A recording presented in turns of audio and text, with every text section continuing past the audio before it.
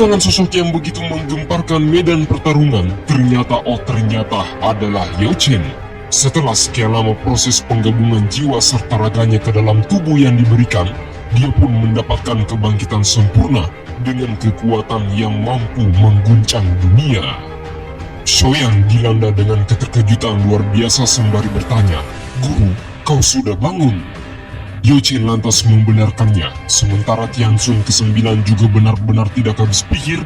Tidak disangka orang tua itu ternyata berhasil memulihkan kekuatannya, bahkan berhasil bangkit di tubuh yang baru. Yalo mengatakan kepada Shoyan, "Serahkan dia padaku, kau harus pergi dan membantu yang lain." Shoyan tanpa ragu menyetujui perintah tersebut. Dia jelas bisa merasakan betapa menakutkannya kekuatan yang dimiliki oleh gurunya sekarang. Apakah ini kekuatan guru saat berada di puncaknya? Tidak heran, dia bisa memiliki reputasi di dataran tengah saat itu.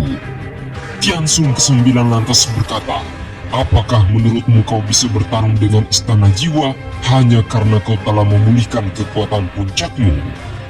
Yalo menegaskan, "Istana jiwa bukanlah yang terkuat di bumi. Klan milik kalian memiliki cukup banyak lawan yang kuat, bahkan seseorang setingkat denganmu pun tidak berhak sama sekali untuk mengancamku. Hari ini, Istana Jiwa telah meluncurkan perang besar-besaran untuk melawan kami. Di sisi lain, kau telah melukai muridku satu-satunya, karenanya kau harus membayar semua yang telah kau lakukan."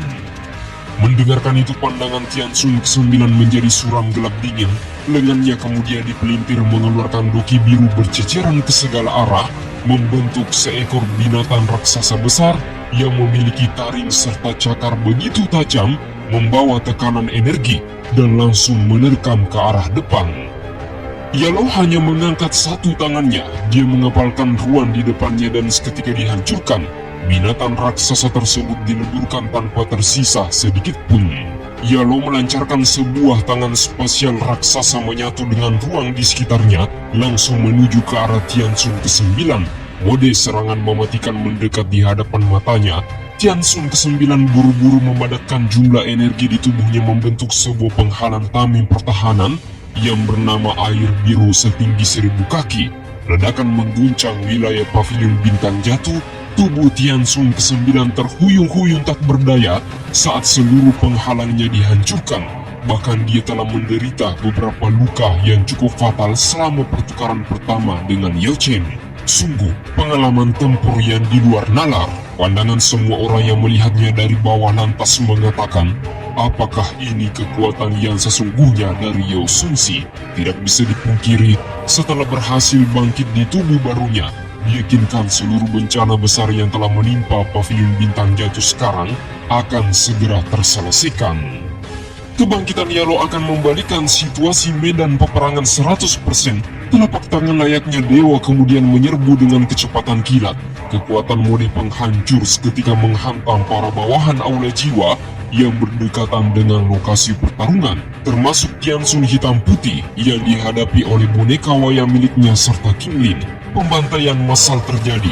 Sungguh telapak tangan sabit kematian yang mengerikan. Bahkan hanya bersentuhan sedikit saja, para bawahan-bawahan mereka kemudian dihancur leburkan. Tubuhnya diledakkan menjadi tumpukan abu. Tiansun ke-9 kemudian mulai gemetar ketakutan. Ekspresi suram terlintas di wajahnya saat melihat begitu banyak anggota miliknya yang telah terbantai. Situasinya seketika berubah setelah kemunculan Yao Chen. Tiansun ke-9 menghardik dengan amarah. Dia lantas menegaskan, "Kau baru saja memulihkan kekuatanmu dan pasti masih mengalami kesulitan untuk melepaskannya sepenuhnya.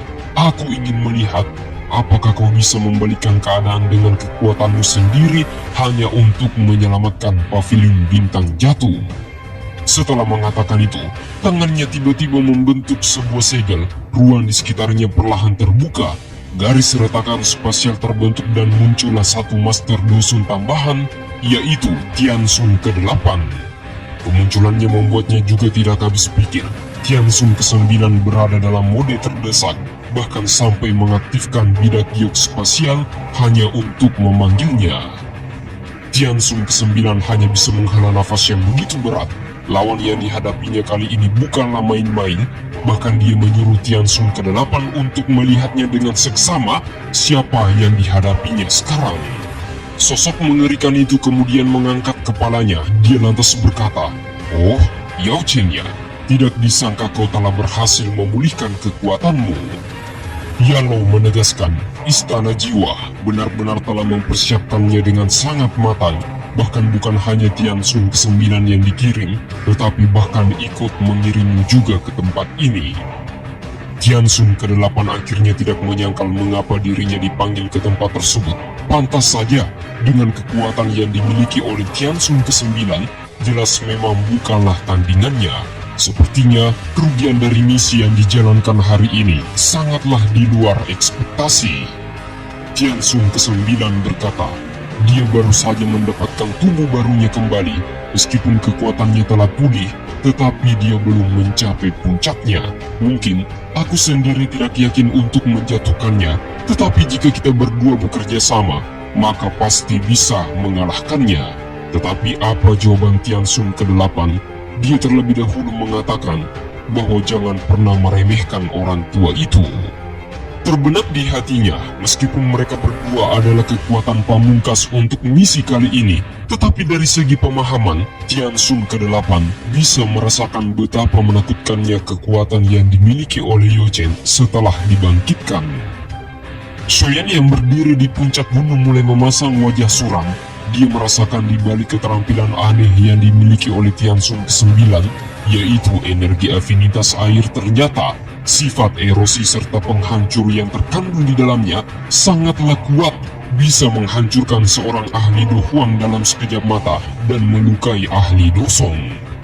Yalo yang berada di wilayah pertarungan juga ikut merasakan hal yang sama.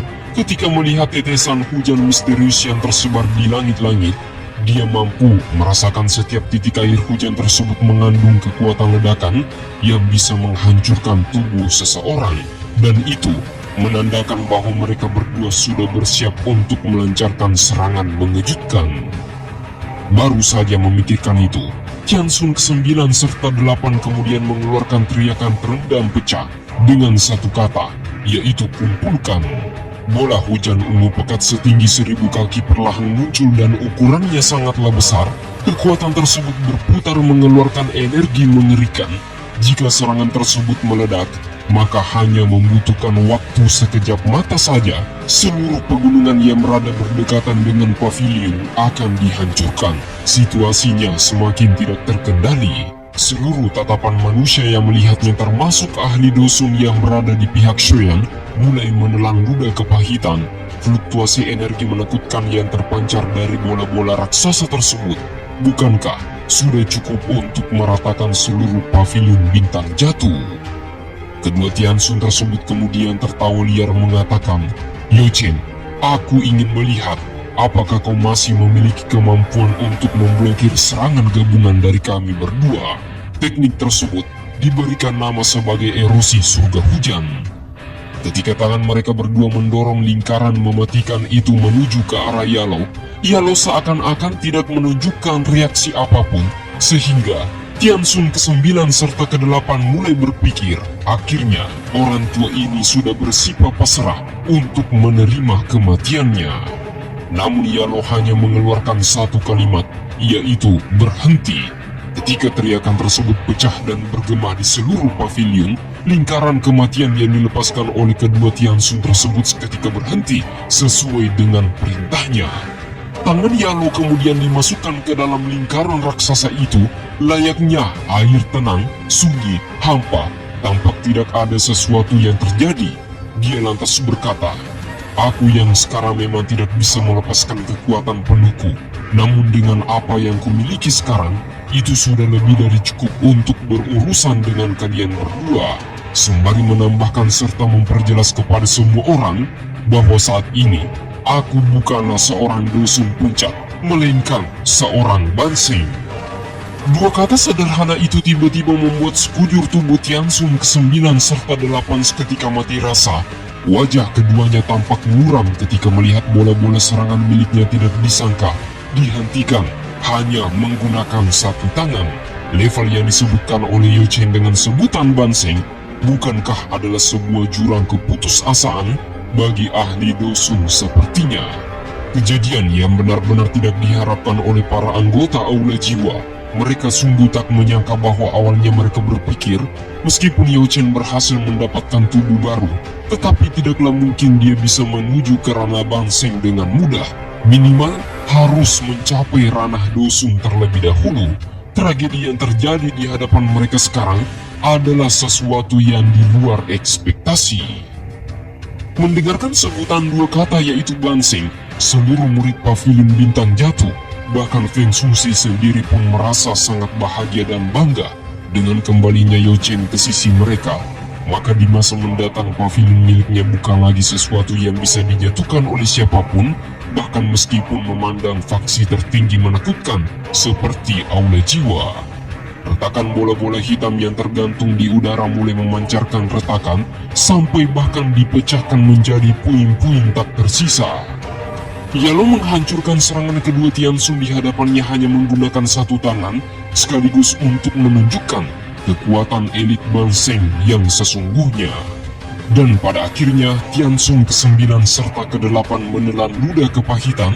Tubuh mereka bergetar, energi doki mereka serasa diguncang dengan kekuatan layaknya dewa. Bahkan hempasan dari bola-bola hitam yang dihancurkan membuatnya sampai memuntahkan darah. Ini benar-benar sudah berada di kelas yang berbeda dengannya. Tianxun ke-9 segera berteriak ke arah Tianxun ke-8 untuk segera meninggalkan tempat tersebut sesegera mungkin. Orang tua ini sudah bukan tandingan kita lagi. Bahkan meskipun kita berdua bekerja sama, jika kau tetap tinggal untuk melayaninya, maka itu sama halnya dengan mencari kematian. Melihat mereka berdua ingin meninggalkan tempat tersebut serasa ingin pergi tanpa rasa bersalah sedikit pun, Yalo lantas menegaskan, sejak kalian datang ke tempat ini, maka kalian harus meninggalkan sesuatu untukku. Senyum dingin terlintas di wajah Yo Chen. Dia mengulurkan tangan dengan keras mengepalkannya sambil mengarahkan ke garis celah spasial dari kejauhan. Seketika ledakan kemudian terjadi di tubuh keduanya, membuat mereka terpental dengan keras sampai memuntahkan darah. Tianxun ke-9 serta ke-8 kemudian menoleh dan berkata bahwa Yo Sunsi, tunggu saja. Istana jiwa milikku tidak akan pernah melupakan apa yang telah kau lakukan. Mereka berdua kemudian menghilang dan sesegera mungkin meninggalkan Pavilion Bintang Jatuh. Yalo tanpa daya hanya bisa melihat ke arah tempat di mana Tianxun ke-9 serta ke-8 pergi. Dia lantas berkata, jika bukan karena aku baru saja melangkah ke ranah Banseng, maka aku bisa mengubur keduanya dengan semua orang yang telah meninggal. Dan pada akhirnya pertarungan tersebut usai, seluruh Pavilion Bintang Jatuh kembali tenang setelah kepergian anggota Istana Jiwa.